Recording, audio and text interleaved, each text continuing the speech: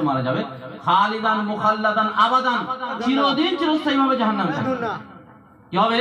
চিরদিন চিরস্থায়ীভাবে জাহান্নামে থাকবে। তো যারা এই বলছে খারেজি, বলছে খারেজি খুব গুরুবাদী যারা, তারা কি করে জানেন? তাদের আকীদা হচ্ছে একবারে আহলে সুন্নাত ওয়াল জামাতের মতন সেম সেম, একটু পার্থক্য নেই, একবারে সেম সেম, ওই একই সংজ্ঞা, কথা কর্ম সবই কি বলেছে। কিন্তু কোথায় গিয়ে তারা লাইনচ্যুত হয়েছে জানেন? তারা বলছে কাবিরা গুনাহ করলেই কি হবে? জাহান্নামে যাবে, চিরদিন জাহান্নামে থাকবে। এইটা তাদের দলিল, সহিহ বুখারীর এইটা তাদের দলিল, যে যেহেতু ওটা কাবিরা গুনাহ, আত্মহত্যা করা, মানে যত কাবিরা গুনাহ আছে সব কাবিরা গুনাহ কি হয়ে যাবে? করলেই জাহান্নামে চলে যাবে। কিন্তু আহলে সুন্নাত ওয়াল জামাত সাহাবায়ে কেরামদের আকীদা কি?